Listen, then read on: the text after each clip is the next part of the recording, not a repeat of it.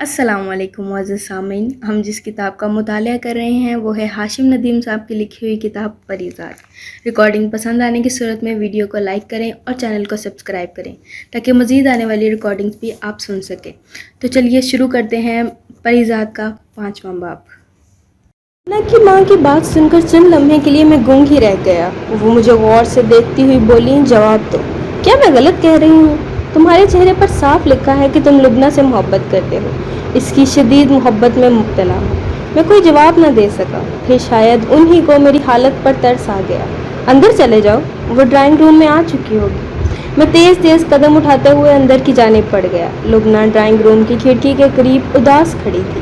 مجھے دیکھ کر وہ ایک پھیکی سی مسکراہٹ مسکرائی۔ آؤ پریزاد، کیسے ہو؟ میں نے چھوٹتے ہی سوال پوچھا، آپ اتنے دن سے یونیورسٹی کیوں نہیں آئی؟ سب ٹھیک تو ہے نا؟ لبنہ نے میری طرف دیکھنے سے گریز کیا۔ ہاں، میں نے یونیورسٹی چھوڑ دی ہے، ماما نے میری شادی طے کر دی ہے۔ میں نے حیرت سے اس کی طرف دیکھا۔ شادی؟ یوں اچانک؟ مگر کس کے ساتھ؟ سیٹھ عابد کے ساتھ۔ میری شادی عابد کے ساتھ ہو رہی ہے۔ یہ میرے لیے دوسرا جھٹکا تھا۔ سیٹھ عابد کے ساتھ؟ مگر آپ اور وہ، میرا مطلب ہے آپ کے لیے اس شخص سے کہیں بہتر انتخاب موجود تھے۔ میں نے حسام کو بھی آپ کے بہت قریب دیکھا ہے، پھر بھی یہ سیٹھ عابد؟ لبنہ کی پلکیں نم ہونے لگی۔ بات میرے انتخاب کی نہیں ہے پریزاد، اونچی بولی کی ہے۔ جو بھی میرے لیے اونچی بولی لگائے گا، میرا ہاتھ اس کے ہاتھ میں تھما دیا جائے گا۔ سیٹھ عابد کی بولی 15 کروڑ کی تھی۔ میری نیلامی میں اس سے اونچی بولی کسی اور نے نہیں دی، لہٰذا مجھے عابد کے نام کر دیا گیا۔ مجھ سے برداشت نہ ہوا اور میں بول پڑا، بولی کسی اور نے نہیں دی؟ بولی طوائفوں کی لگتی ہے لبنہ جی، شریف گھرانوں کی لڑکیاں تو رخصت ہوتی ہیں عزت کے ساتھ۔ لبنہ کی آنکھوں سے ایک آنسو ٹپکا۔ ٹھیک کہہ رہی ہوں میں، اب میں یونیورسٹی نہیں آؤں گی پریزاد۔ 15 دن کے بعد میرا دنیا دکھاوے کے لیے وہ رسم بھی ادا ہو جائے گی جسے یہاں رخصتی کہتے ہیں۔ لبنہ کی آنکھیں اب باقاعدہ برسنے لگی تھی۔ تم سوچ رہے ہوگے یہ عالی شان گھر، یہ رہن سہن اور یہ میری اعلیٰ تعلیم، یہ سب کس طرف اشارہ کرتے ہیں؟ یہ سب دکھاوا ہے پریزاد۔ ہماری شان و شوکت انہی سیٹھ عابد جیسے لوگوں کے دم سے قائم ہے، جنہیں لوگ کبھی بازار حسن کہا کرتے تھے۔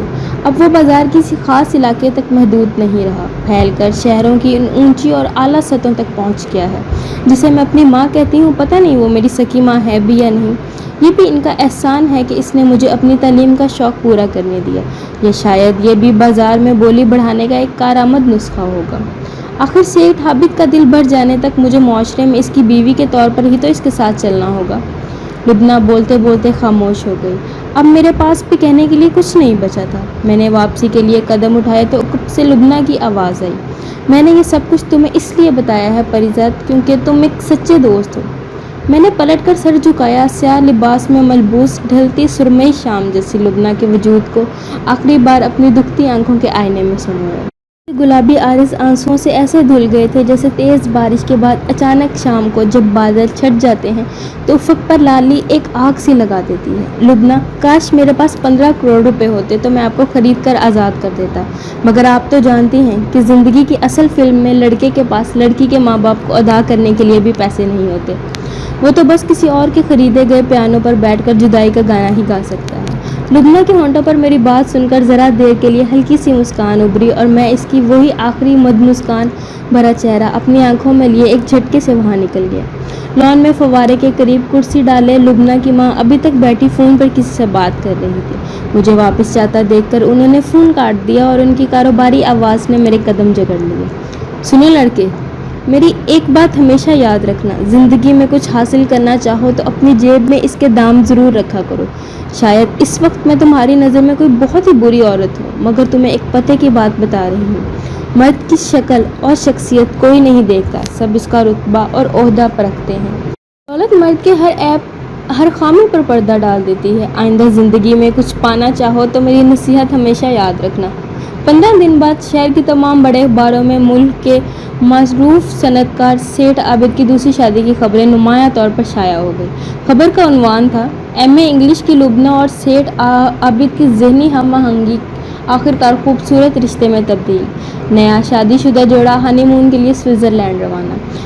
لبنہ عابد نے ایئرپورٹ پر صحافیوں سے غیر رسمی بات چیت میں واپسی پر ایک میڈیا سٹی کے منصوبے کے آغاز کا اعلان کر دیا۔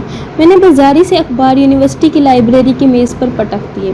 ٹھیک ہی کہا تھا لبنہ کی ماں نے، سارا کھیل پیسے کا ہے۔ یہ سوچ، لفظ، اعلیٰ خیال اور ادب اور فن، یہ سب کسی کام کے نہیں جب تک انسان کی جیب میں دھیلا نہ ہو اور دمڑی پاس نہ ہو تو پھر سارا میلہ ہی اپنا ہے۔ میں اپنے خیالات میں الجھا ہوا چھت سے نیچے اترا تو گھر کے صحن میں دونوں بڑے بھائی اور بھابیاں میرے استقبال کے لیے تیار کھڑے تھے۔ ہاں میاں، اور کتنی چلے گی تمہاری یہ پڑھائی؟ گھر کے خرچوں کا کچھ اندازہ بھی ہے تمہیں؟ اب تمہاری ان شام کی 2 ٹیوشنوں میں گزارا نہیں ہونے کا۔ دوسرے بولے، میں تو کہتا ہوں کہ پڑھ لکھ کر بھی تم نے کون سا کلیکٹر لگ جانا ہے، وہی کلرکی ہوگی اور وہی مہینہ بھر کے 5-7 ہزار۔ بھابھی نے مشورہ دیا، میری مانو تو کوئی کل وقتی ملازمت پکڑ لو۔ بھائی سچ تو یہ ہے کہ اب ہمارے بچوں کے خرچے اتنے بڑھ چکے ہیں کہ ہمیں خود اپنے منہ سے کہتے شرم آتی ہے۔ تمہاری عمر کے محلے کے سب لڑکے نوکریوں پر لگ کر اپنا گھر چلا رہے ہیں۔ میرے لیے ان کے یہ جملے کچھ نئے نہ تھے۔ ہفتے میں 1-8 بار یہ قسط وار سیریل ضرور چلتا تھا، مگر آج نہ جانے کیوں میرا دل پہلے ہی اتنا بھرا ہوا تھا کہ میں نے نہ چاہتے ہوئے بھی تلخ لہجے میں ان سب سے کہہ دیا تھا کہ اگر اس گھر کا کاروبار میری کمائی کی وجہ سے رکا ہے تو میں کوشش کروں گا کہ اسی ماہ کوئی نوکری یا مزدوری پکڑ کر ان سب کے منہ بند کر دوں۔ گھر سے نکلنے کے بعد میرے قدم یونیورسٹی کی بس پکڑنے کے لیے بس اسٹاپ کی جانب بڑھنے کی بجائے کسی انجان سمت بڑھ گئے۔ گھر والے بھی ٹھیک ہی کہتے تھے، ڈگری مل جانے کے بعد بھی مجھ جیسے جانے کتنے نوکریوں کے لیے سالوں جوتیاں چٹکاتے پھرتے ہیں، اور پھر انٹرویو جو کسی بھی نوکری کا لازمی جز ہوتا ہے، اس کے لیے اچھی شخصیت کا ہونا بھی کبھی کبھی شرط اول بن جاتا ہے۔ اور میری شخصیت، مجھے تو شاید کوئی بڑا فرم یا دفتر انٹرویو کے لیے بھی طلب نہ کرے، مگر نوکری یا کام ملنے کے لیے میرے پاس کوئی ہنر بھی تو نہیں تھا۔ مجھے یاد آیا کہ محلے کا ایک لڑکا شوقی بچپن ہی سے کسی ویلڈنگ گیراج پر مزدوری پر لگ گیا تھا اور اس کی ماں کے بقول ایک معقول رقم گھر والوں کے ہاتھ پر لا کر رکھتا تھا۔ میں نے سوچ لیا تھا کہ فائنل کے ہونے والے امتحانات جو اگلے ماہ شروع ہو رہے تھے، ان کی تیاری میں مزید وقت ضائع نہیں کروں گا اور آج گھر جانے سے پہلے کوئی نہ کوئی کام ضرور ڈھونڈ کر پلٹوں گا۔ شوقی کے گیراج کا پتہ مجھے معلوم تھا۔ میں نے گیراج کے گیٹ پر پہنچ کر سامنے کام کرتے لڑکے سے شوقی کے بارے میں پوچھا۔ لڑکا شوقی کو بلانے اندر چلا گیا۔ میں نے آس پاس نظر دوڑائی۔ گیراج کے گیٹ کے اوپر ایک بورڈ لگا ہوا تھا، استاد مستانہ ویلڈنگ گیراج۔ کچھ ہی دیر میں شوقی نمودار ہوا اور مجھے گیٹ پر کھڑا دیکھ کر گرم جوشی سے آگے بڑھ کر مجھ سے ملا۔ ارے پریزاد بھائی، آپ یہاں؟ سب خیر تو ہے نا؟ میں نے ایک لمبی سانس بھری۔ ہاں سب خیر ہے، مجھے تمہارے گیراج میں کوئی کام مل سکتا ہے؟ مجھے کام کی تلاش ہے۔ شوقی کی آنکھیں حیرت سے پھیل گئی۔ آپ یہاں کام کریں گے؟ مگر آپ تو پڑھے لکھے ہو پری بھائی۔ میں نے شوقی کو ٹوٹے پھوٹے لفظوں میں سمجھانے کی کوشش کی کہ نوکری اب میری ضرورت سے بڑھ کر مجبوری بن چکی ہے۔ اتنے میں کلتے شلوار میں ملبوس، اوپر سیاہ واسکوٹ پہنے، کانوں میں موتیے کا پھول سجائے ایک شخص باہر سے اندر داخل ہوا، جس کے تیل میں چپڑے بال ایک جانب سلیقے سے کڑے ہوئے تھے۔ ہونٹوں پر پان کی لالی اور پتلی دار مونچھیں دونوں جانب سے اوپر کو اٹھی ہوئی تھی۔ اس نے شوقی کے سلام کے جواب میں مجھے غور سے دیکھا اور دھیرے سے گنگناتے ہوئے بولا، وہ آیا ہمارے گھر میں، خدا کی قدرت ہے۔ میاں شوقی، یہ حضرت کون ہے؟ شوقی نے جلدی سے میرا تعارف کروایا۔ یہ پریزاد بھائی ہیں استاد جی، میرے محلے میں رہتے ہیں اور کسی کام کی تلاش میں ہیں۔ استاد مستانے نے بھی میرے نام کا وہی اثر لیا جس کا میں ہمیشہ سے عادی تھا۔ میں نے درپیش آنے والی بحث کو مختصر کرنے کی غرض سے بولنے میں پہل کی۔ اگر میری صورت اور میری تعلیم آپ کی راہ میں حائل نہ ہوں تو کیا مجھے کوئی کام دے سکتے ہیں؟ میں بہت محنت کروں گا اور جلدی سیکھ جاؤں گا۔ استاد مستانہ میری بات سن کر ایک دم سنجیدہ سا ہو گیا۔ معاف کرنا میاں، شاید تم برا مان گئے، میرا مقصد تمہارا دل دکھانا ہرگز نہیں تھا۔ کیا کرتے ہو؟ میرے بولنے سے پہلے شوقی بول اٹھا۔ پریزاد بھائی یونیورسٹی میں پڑھتے ہیں استاد۔ استاد نے غور سے میری طرف دیکھا۔ لگتا ہے کوئی بہت بڑی مجبوری ہے۔ ہاں ایسا ہی سمجھ لیجیے۔ مستانے استاد نے فیصلہ کرنے میں دیر نہیں لگائی۔ ٹھیک ہے میاں، کب سے کام پر آنا چاہتے ہو؟ فی الحال تمہیں دہاڑی پر رکھ سکتا ہوں۔ میں نے آستینیں چڑھا لی۔ آج سے ہی استاد۔ دیر گئے رات میں گھر واپس پہنچا تو حسب معمول میرا انتظار کیا بنا سب سو چکے تھے۔ میں نے اپنی زندگی کی پہلی مزدوری کی دہاڑی کے روپے برآمدے میں پڑی چوکی پر رکھ دیے اور صبح سویرے منہ اندھیرے پھر سے اٹھ کر گیراج چلا گیا۔ استاد مستانہ اپنے مزاج کا ایک الگ ہی بندہ تھا۔ فلموں میں کام کرنے کا شوق اسے لڑکپن سے ہی اس کے گاؤں سے شہر تو کھینچ لایا، مگر قسمت نے اداکار کی بجائے مستری بنا ڈالا۔ مگر اس کے اندر کا فنکار ابھی تک زندہ تھا اور مستانہ ابھی تک ہر نئی فلم کا پہلا شو پہلے دن دیکھنے کا قائل تھا۔ پھر فلم شو سے واپسی پر گھنٹوں اس کے تبصرے جاری رہتے۔ کیا خاک ایکٹنگ کی تھی ہیرو نے؟ ہاں ولن نے پھر بھی کچھ رنگ جمایا تھا۔ نا میاں، موسیقی کا تو بیڑا گرک ہی کر دیا تھا ان نئے لڑکوں نے، اور شاعری بھی کیا بےہودہ اور بکواس ہو گئی ہے۔ तू फलाने का बाप, मैं फलाने का बेटा, भला ये भी कोई शायरी है? शायरी तो तब हुआ करती थी, जाइए आप कहाँ जाएंगे, ये नज़र लौट कर फिर आएगी। तेरे मेरे सपने अब एक रंग है, अजीब दास्तां है ये, कहाँ शुरू कहाँ ख़त्म। वाह वाह, क्या बात थी इस शायरी की। उस्ताद मस्ताना घंटों बोलता रहता और हम सारे शागिर्द चुपचाप इसके तबसरे सुनते रहते। मुझे उस्ताद ने वेल्डिंग प्लांट पर बैठने से पहले एक तवील लेक्चर दिया। देखो मियाँ, ये जो आग की चिंगारियाँ हैं ये आज से तुम्हारे लिए फूल कलियाँ और फूल झड़ियाँ हैं। ये एक आध दिन में ही तुम्हारे लिबास में हज़ारों नन्हे मुन्ने शिगाफ कर देंगी। तुम्हारे हाथों और जिस्म के खुले हिस्से पर अंगारों की तरह बरस कर तुम्हारे सारे जिस्म को दागदार कर देंगी। शुरू शुरू में काफ़ी जलन भी होगी, मगर फिर धीरे धीरे ये आग तुम्हारी दोस्त बन जाएगी और तुम्हें इन चिंगारियों की आदत और तलब पड़ जाएगी। आपके इन जुगनुओं से जितनी जल्दी आशनाई हो जाए इतना ही बेहतर है। इनसे बचने की कोशिश करोगे तो काम नहीं सीख पाओगे। अब मैं उस्ताद को क्या बताता कि जो पहले ही जलकर राख हो चुका हो उनका भला ये भड़कती आग क्या बिगाड़ेगी। और फिर जलन के लिए एहसास जिंदा होने की भी ज़रूरत होती है।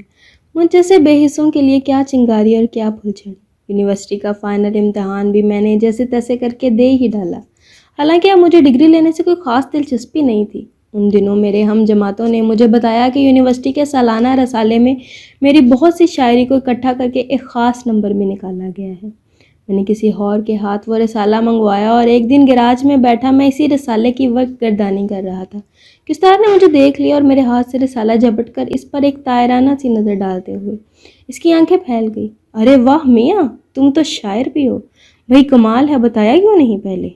अरे वाह मियाँ, तुम तो शायर भी हो, भाई कमाल है, बताया क्यों नहीं पहले? मैं नजरें चुरा गया। इसमें बताने लायक क्या था भला? क्या मतलब, तुम शायरी को मामूली बात समझते हो? मुझ जैसों से इसकी कदर पूछो। मियाँ वाह, क्या रचाओ है तुम्हारे लफ्ज़ों में, हम वज़न, हर मक्ता मिसरे से बढ़कर। उस्ताद ने वहीं बाहर सर्दियों की ढलती धूप में कुर्सी डलवा ली और सूरज डूबने से कबल वो सब कुछ हिफज कर चुका था। मैं बहुत देर से लोहे की एक बड़ी पतरी नुमा टुकड़े को काटने की तगोदो में उलझा हुआ था, मगर इस दिन ऐसा लग रहा था जैसे शोले को भी मुझसे कोई बैर हो गया हो। जब इंसान का वक्त बुरा हो तो हर चीज़ अपनी तासीर खो देती है। शबनम आग उगलने लगती है और शोले सर्द पड़ जाते हैं। उस्ताद मुझे बहुत देर तक इस सर्द चिंगारी से फौलाद काटने की ला हासिल सही करते हुए देखता रहा, फिर उठकर मेरे करीब आ गया। कभी कभी तो मुझे ऐसा महसूस होता है परिजाद मियाँ, क्यों अपनी जवानी इन शोलों में राख कर रहे हो? आखिर ऐसी क्या मजबूरी है तुम्हारी? मैंने मस्ताना उस्ताद की आंखों में झांका। पैसा, मुझे लगता है मेरी हर कमज़ोरी, हर ऐब और हर नाकामी का इलाज सिर्फ पैसा है उस्ताद, और मुझे ज़िंदगी में बहुत सारा पैसा कमाना है। उस्ताद ने बेचारगी से मेरी तरफ देखा। पर इस रोज़ाना की मजदूरी से तुम कितना कमा सकोगे? दिन रात मेहनत करो तब भी महीने के आखिर में तुम्हारे हाथ में 15-20 हज़ार से ज़्यादा कुछ नहीं आएगा। अलबत्ता चंद सालों के अंदर तुम्हारी जवानी ज़रूर पिघल जाएगी और तुम्हारी नज़र जवाब दे जाएगी। हाथों में रेशा पैदा हो चुका होगा, उंगलियां जलकर कोयला हो चुकी होंगी। मैं बेबसी से हार कर बोला, तो फिर मैं क्या करूं? मुझे बहुत सारा पैसा कमाना है उस्ताद, बहुत ज़्यादा, इतना ज़्यादा कि इसकी चमक से मेरा वजूद का हर दाग, हर ऐब छुप जाए। अगर तुम पैसा कमाना चाहते हो तो दुबई चले जाओ, वहाँ इस हुनर की बहुत मांग है। अगर किस्मत ने साथ दिया तो चंद सालों में काफ़ी कमा लोगे, कम से कम अपना गैराज तो खोल सकोगे। मैं उस्ताद से ये नहीं कह पाया कि मैं सिर्फ एक गैराज नहीं, ये पूरा शहर ख़रीदना चाहता हूँ। उस्ताद, क्या तुम मुझे दुबई भिजवा सकते हो किसी तरीके से? दुबई जाना इतना आसान नहीं है मियाँ।